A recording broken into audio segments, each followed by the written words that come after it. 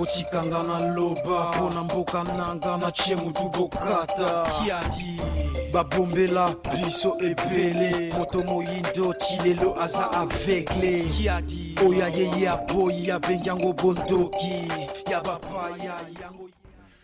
Alors, bonjour Récimo Congo. Bonjour, Monsieur Soleil.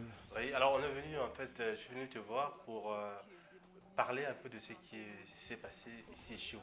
Je ne sais pas c'était en quelle date que la chose s'est produite. Et c'était un événement qui s'est enchaîné par rapport à l'événement de ce week-end qu'on a eu, ce qu'on a appelé la rencontre France-Afrique, que François Hollande, le président français, a organisé. Oui. Et vous avez été visité chez vous. Alors, on a voulu un peu savoir qu'est-ce qui s'est passé, qu'est-ce qu'on vous a reproché, pourquoi on a débarqué chez vous de manière aussi violente. Bon, la première des raisons qu'on m'a expliqué quand je suis arrivé au commissariat au 36 des Orfèvres, c'était le fait que, premièrement, ils me soupçonnaient en fait d'être le commanditaire, du moins le réalisateur d'une vidéo qui est passée dernièrement sur internet avec des gens qui montraient des armes sur la table et qui menaçaient, je crois, le producteur Pierre Alain Claude et Jimmy Elkann par rapport au concert du 21 décembre. Suite à ça, ils ont fait une enquête préliminaire et ils ont eu des écoutes téléphoniques. Et d'après leur écoute, d'après ce qu'ils m'ont dit, il y a eu des gens qui ont dit que moi j'étais à l'origine de cette vidéo-là. En fait. Et suite à, on va dire, au dire des gens, ils ont débarqué chez moi vendredi 6 décembre à 6h du matin. Ils ont défoncé ma porte avec une équipe de commando ou je sais pas, d'intervention spéciale. Ils m'ont braqué avec des mitraillettes à la main. Et voilà, ils ont levé du lit. Quel a été ton pressentiment à avoir des gens cagoulés, armés, qui débarquent comme ça chez toi du bon matin? Mon pressentiment, moi personnellement, c'est... on va dire, je sais ce que je fais. Ça veut dire que ça me... Moi, on va dire, je m'attends à tout. Alors que j'ai... C'est même pas la peur de quelque chose que j'ai, c'est... Ces choses-là, je savais que ça allait arriver tôt ou tard, que un jour, j'allais avoir une équipe de police par rapport à peut-être une autre affaire qui allait débarquer chez moi. Mais là, quand ils sont arrivés, c'était un peu de l'étonnement. C'est pas de la peur que j'ai eue, mais c'était plutôt étonnement. Je me suis dit, pourquoi ils viennent chez moi? Pour quelle raison? Après, en venant, ils disaient, ils sont où les armes? Ils sont où les armes? Vous avez caché où les armes? Je comprenais pas de quoi ils me parlaient en fait sur ce sujet-là. Ils parlent de quoi eux là? Les armes, quelle arme? Et en fait, ils cherchaient une cave. Ils me disaient, allez, ta cave, ta cave. Chez moi, j'ai pas de cave. J'ai cherché une cave, j'en ai pas. À partir de là, ils ont cherché, ils ont fouillé, ils ont mis personne de soupçon dans la maison, ils ont tout retourné. J'ai droit à mon armoire, une porte de mon armoire qui était cassée, mon canapé, une galette qui s'est cassée aussi. Après, ils ont retourné ma maison, les vêtements, les affaires, tout ce qui allait avec. Ils ont cherché des armes confidentielles. Et le butin, ça a été quoi le butin? Le butin pour eux, ça a été quoi? Ils ont tout ramené, ils ont ramené mon PC portable, mes différents disques durs, mes cartes mémoire, mes clés USB, quoi d'autre encore. C'est tout ce qu'ils ont amené en fait avec eux, c'est ça, c'est les appareils finalement, électroniques. les armes pour lesquelles ils sont venus, ils ne les ont pas trouvées chez toi. Ouais, ils ont pas trouvé, ils n'ont rien trouvé du tout. En fait, eux, ils cherchaient vraiment, ils imaginaient qu'ils allaient tomber sur le grand terroriste congolais, Risson Congo. Mais malheureusement pour eux, je leur ai dit, je me bats pas avec des armes physiques. Je préfère avoir l'arme mentale, c'est plus efficace. Et ça fait beaucoup plus de mal. Alors, qu'est-ce que vous avez justement envie de dire personnellement à tous les compatriotes congolais, aussi bien panafricains qui vont regarder en fait cette vidéo? Qu'est-ce que dire par rapport à cet événement malheureux que vous avez subi? Moi, par rapport à l'événement malheureux que j'ai subi, la chose que j'aimerais dire aux frères de la lutte congolaise et africaine, par rapport à ce qu'on fait, on sait qu'on est en train de faire quelque chose qui dérange beaucoup l'Occident. On dérange beaucoup l'intérêt de certaines personnes qui aimeraient se faire vraiment sur notre dos, c'est-à-dire que tout le monde sait que les guerres qu'on a en Afrique, c'est lié aux intérêts économiques. Ça veut dire à partir de là, ces gens-là nous prennent vraiment au sérieux. Moi, le conseil que je pourrais donner à mes frères, c'est quoi? Arrêtez de dire tout et n'importe quoi dans vos téléphones. Quand vous parlez au téléphone avec les gens, ah, c'est telle personne qui a fait ci. Est-ce qu'on est sur écoute? Ces gens-là, ils ont mis pratiquement 1000 personnes sur écoute. C'est-à-dire que ce que vous dites, eux derrière, ils ne savent pas si c'est la vérité ou pas, ils peuvent prendre ça pour argent comptant. C'est-à-dire que les on dit, ah c'est telle personne qui a fait ça, vous dites ça comme ça, comme on dit chez nous, par loyenge, mais eux, la police derrière, ils prennent ça, ils prennent vos choses au sérieux. C'est-à-dire que moi, c'est par rapport au dire de certaines personnes, ah c'est Rismon qui a fait ça, bah, je me mange une intervention de la BRI chez moi. C'est-à-dire que faites très attention à ce que vous dites parce que derrière, ça a des répercussions. Et surtout sur des choses où des gens n'ont rien à voir. Surtout, bon, ils avaient aucune preuve tangible sur moi pour dire que, pour débarquer chez moi en fait même. C'est seulement par rapport à des dires, ce que les gens disaient, on va dire, au téléphone, qui sont intervenus chez moi. Mais en réalité, en preuve matérielle, ils n'avaient rien du tout. Du moins, on m'a relâché. Mais je sais qu'ils vont continuer leur enquête jusqu'à ce qu'ils trouvent des gens. Maintenant, ils sont à la recherche de 3 ou 4 personnes apparemment. Moi, je pensais que quand j'étais interpellé, je me disais peut-être que c'était par rapport à la venue des chefs d'État africains. Parce qu'aussi, ils m'ont dit un truc à un moment, ils m'ont fait croire que j'étais un des rassembleurs. Et en fait, on avait un rassemblement vendredi matin à Château-Rouge. Et ils m'ont dit, bah, pour ton rassemblement, bah, désolé, hein, c'est mort, hein, personne ne viendra, parce que t'es pas là. En fait, en gros, ils ont cru que j'étais peut-être une des clés de voûte des combattants qui a amené du monde, on va dire. À partir de là, bah, ils ont dit, bah, s'ils me neutralisent, bah, les gens à qui j'avais donné rendez-vous le vendredi, une partie ne viendrait pas en fait. C'était simplement pour couper aussi, et d'un côté pour empêcher à ce que les gens, on va dire, foutent la merde pendant le sommet France-Afrique là-bas qu'il y a eu à l'Elysée. Et justement, quel est ton sentiment par rapport à cette réunion France-Afrique? Qu'est-ce que ça te... Bah, moi déjà là-bas, je suis un indigné congolais, africain, panafricain. Ça veut dire que je ne veux plus en fait que les décisions de notre avenir se décident autre part que chez nous en fait.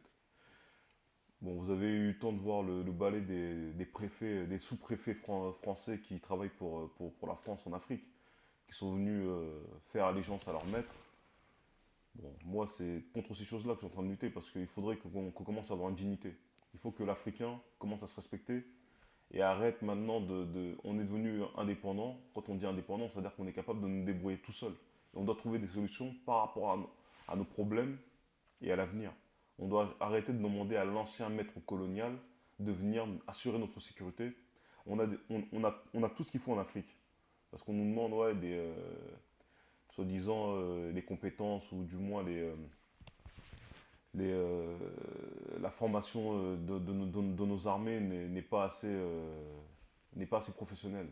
Moi, je ne crois pas, parce qu'à l'époque du Zaïre de Mobutu, ou même de l'Égypte de Moubarak, ou je ne sais pas quel autre pays africain qui avait des forces armées d'élite pour régler leurs propres problèmes. C'est-à-dire que c'est des faux problèmes à chaque fois qu'on essaie de nous mettre, tout simplement pour trouver un moyen pour réenvahir l'Afrique, pour maintenir la domination que ces gens-là ont sur l'Afrique en fait. C'est par rapport à ça, et moi je suis indigné par rapport à ça, c'est que la plus grosse indignation que j'ai, c'est quoi? Le fait que les jeunes Africains, par exemple, voient l'avenir de leur continent se jouer ici sur Paris, et eux-mêmes ne font rien, ils sont dans leur salon tranquillement, à manger des KFC ou faire je ne sais quoi, jouer à la console, alors que ces gens-là, ils sont en train de se préparer à voler les matières premières de leur continent, pendant qu'eux seront des vendeurs dans des magasins ici sur Paris, des femmes de ménage, des travailleurs, voilà, des sous-métiers.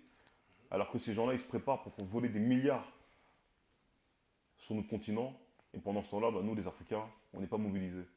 On pense à nos petites vies, on pense acheter des paires Zanotti, Louis Vuitton, Gucci. Alors que là, ces gens-là, ils prennent des milliards. C'est-à-dire que ça ne vaut même pas ce que ces gens-là ils vont acheter dans leur magasin de luxe. C'est ça en fait qui m'énerve. Alors, Moi, ce que je pourrais dire sur Mandela, je pense que peut-être que ça choquera beaucoup de monde.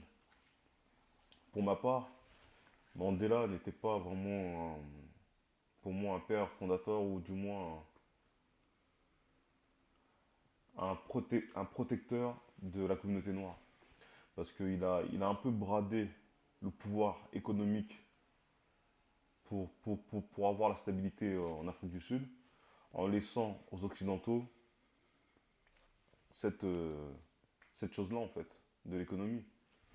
Et par rapport à ça, pour moi, il a bradé la souveraineté économique de l'Afrique du Sud pour avoir la paix. Et ça, il a fait au détriment de la communauté noire. C'est-à-dire que jusqu'à maintenant, quand vous allez dans les quartiers comme Soweto en Afrique du Sud, vous voyez que Mandela n'est pas particulièrement apprécié. Et même quand vous écoutez son ex-femme Winnie Mandela, même s'il y a des affaires qui sont derrière elle, vous voyez que Mandela n'est pas considéré vraiment comme un héros. Et même dans la communauté noire. Il faut déjà s'interroger sur tous les personnages historiques noirs que l'Occident ont plébiscités ont souvent été des traites à la cause noire. Et ça, c'est une réalité. Quand on vient ici, moi j'habite à Vitry-sur-Seine. Pas loin de chez moi, il y a une bibliothèque qui s'appelle Nelson Mandela. À Ivry, pas loin, on a un pont Nelson Mandela. Pourquoi est-ce qu'on ne voit pas de pont Marcus Garvey ou Malcolm X ou je ne sais pas qui d'autre, des gens qui ont vraiment défendu la communauté, mais comme Mugabe ou des gens qui sont encore en vie. On n'en voit pas. Parce que Mandela a tout simplement bradé, ou du moins donné, notre souveraineté au profit de l'Occident. Et, a rien de, et qu'est-ce que de positif, justement, vous gardez quand même? Qu'est-ce que vous retenez moins de positif en lui? La chose que je retiens de positif en lui, bon, peut-être c'est vraiment qu'il a peut-être évité un bain de sang en Afrique du Sud à sortie de prison en 94. C'est seulement ça peut-être qu'on peut lui dire chapeau. C'est vrai que ça a été le fait qu'il ait pardonné à ses anciens bourreaux. Il faut avoir vraiment une vraie force d'esprit pour le faire en fait. Ça c'est la réalité. Moi personnellement je ne sais pas si j'aurais eu cette force-là, parce que avec la souffrance qu'a enduré le peuple africain depuis les colonisations des terres africaines, avec tous les massacres qu'il y a eu, des millions de personnes qui sont mortes, comme on dit, il ne peut pas avoir de justice sans réparation. Et à ce point-là, je pense que bon, il a fait un peu le grand écart parce qu'il a accepté de se faire, de pardonner, mais sans réparation du peuple derrière en fait. C'est seulement ça, on va dire peut-être que mon seul bémol par rapport à lui. Parce que c'est une des règles fondamentales en justice, c'est quand on reconnaît avoir eu un sévice, bah derrière il faut qu'il y ait Et réparation. réparation. C'est pour ça qu'on appelle, voilà, la justice fonctionne comme ça. Mais bizarrement, nous, on nous a rendu justice, mais derrière, il n'y a pas eu de réparation. Alors, lorsqu'on présente Mandela aussi comme le premier président noir de l'Afrique du Sud, autochtone de ses ancêtres, Mm. alors qu'il soit considéré dans son propre pays comme le premier président noir, je ne sais pas pour toi, ça, comment est-ce que tu le... Bon, je pense que eux, quand ils disent premier président noir, c'est peut-être dans le système occidental. C'est-à-dire que dans la fonction des républiques, il faut savoir que nous, à l'époque, dans les terres d'Afrique, on avait des royaumes. Il est peut-être premier président d'une république, mais c'est pas le premier gouvernant des terres africaines, sud-africaines. C'est plutôt premier président de la république selon l'Occident. C'est le premier président noir selon l'Occident. Mais c'est pas le premier gouvernant des terres. Sinon, nous, on faisait quoi pendant tout ce temps? Ok. Alors, heureusement, pour finir là et revenir un peu sur l'événement qui nous a Oui. amené ici chez toi. Alors, quelle est maintenant la suite de tout cet événement, de ces débarquements chez toi? Qu'est-ce que ça va donner par la suite en fait? Déjà, Bon, maintenant, je sais que vraiment que je suis ultra surveillé par la police et par les services de renseignement. Ça, bon, ça c'était pas un secret déjà, je le savais déjà. Et là, j'ai vu à quel niveau, en fait, ils m'ont mis, en fait. À quel niveau de surveillance. Et j'ai vu qu'ils ont beaucoup d'éléments sur ma vie privée, sur des choses même que je ne savais même pas qu'ils savaient. Ça veut dire, suite à ça, bon, maintenant, bah, je vais être 10 fois plus prudent. Je vais aussi dire aux frères de la lutte qu'ils fassent très attention à ce qu'ils disent, comme je dis, ce que je vais me répéter un peu, au téléphone portable. Il faut faire attention, vous pouvez être surveillé des fois, même quand vous parlez avec des amis, quand vous avez des discussions. Faites attention, même si vos téléphones, même si vous n'êtes pas en ligne, les téléphones, on peut les activer à distance maintenant, c'est-à-dire ils peuvent enregistrer des conversations. Des fois, ils peuvent même avoir des appartements où ils vous espionnent à partir des immeubles d'en face, tout simplement pour voir un peu ce que vous faites. C'est-à-dire qu'il faut vraiment prendre ce qu'on fait avec, avec prudence, et il faut commencer vraiment à prendre ça au sérieux. C'est-à-dire que la, la, la, l'amateurisme, on l'a toléré pendant le début du combat. Mais là, à l'heure actuelle, on ne peut plus être des amateurs dans ce qu'on fait. C'est qu'il faut que les gens ils se professionnalisent et il faut qu'on sache que... Ça veut dire que les choses arrivent vraiment Ouais, là, ça arrive à un autre niveau maintenant. Avec tout ce qui s'est passé dernièrement, les choses sont en train d'arriver à un autre niveau. Il faut que les gens commencent à prendre conscience de cette chose-là. C'est plus un jeu. Là, c'est qu'on voit vraiment qu'on est, on est la communauté africaine qui est déjà la plus surveillée, la communauté congolaise. Eux-mêmes, de leurs propres mots, ils m'ont dit on les fait vraiment chier. C'est la réalité. Alors, il faut qu'on fasse attention à toutes ces choses-là, parce que sinon, si on prend ça à la légère, eux ne le prennent pas à la légère. Parce que quand vous avez la brigade antiterroriste qui débarque chez vous... Alors, Ismo, qu'est-ce que tu peux dire par rapport à la mobilisation qu'on a vue ce week-end de la communauté congolaise en particulier? Mais je pense que ça aurait peut-être dû être un mouvement panafricain où tous les Africains devaient vraiment s'allier, faire chemin commun pour, je sais pas, se battre un peu contre cette oligarchie qui de plus en plus veut assujettir en utilisant nos dirigeants. Nos préfets. Bon, moi, sur ce que je dis sur ces choses-là, par rapport à la mobilisation, je pense que sur l'île de France, on doit des centaines de milliers d'Africains à vivre ici. Africains ou d'origine africaine, en fonction des identités des uns et des autres. Ça veut dire, on aurait dû normalement être au moins 10 000 personnes avec des œufs, des pierres balancées à les cortèges de faux présidents africains qu'on a à l'heure actuelle. Pour montrer vraiment notre mécontentement par rapport à la politique des présidents africains, la politique qu'ils mènent chez nous. Il fallait en fait qu'on montre devant la face du monde entier qu'on ne veut plus de cette politique-là et qu'on n'est plus d'accord avec ces dirigeants-là. Le seul bémol que j'ai, c'est ça, c'est que la mobilisation ne s'est pas assez faite, et même peut-être que là où je regrette un petit chouïa, c'est le fait que les panafricains qui étaient là aussi n'ont pas été, ne sont seulement, ils ont seulement manifesté sans réellement déranger. Quand je dis déranger, c'est quoi? C'est prendre de la farine, des œufs, des ballons de peinture balancés dans les cortèges des voitures officielles des présidents africains. Là, ça aurait montré que vraiment on est mécontent de leur politique et surtout de l'attitude qu'ils ont de nègres de maison. C'est ça, parce que là où moi j'ai eu un petit bémol, c'est qu'il fallait qu'il y ait beaucoup plus d'actions de ce genre-là pour qu'ils voient vraiment pour que ces gens-là voient que nous maintenant on est une nouvelle génération, on ne tolérera pas comme nos pères et comme nos grands-pères la domination de l'Occident sur nous. Parce que nous allons devenir la première génération à être des vrais Africains libérés de la joute occidentale. C'est ce qu'on veut amener dans le futur.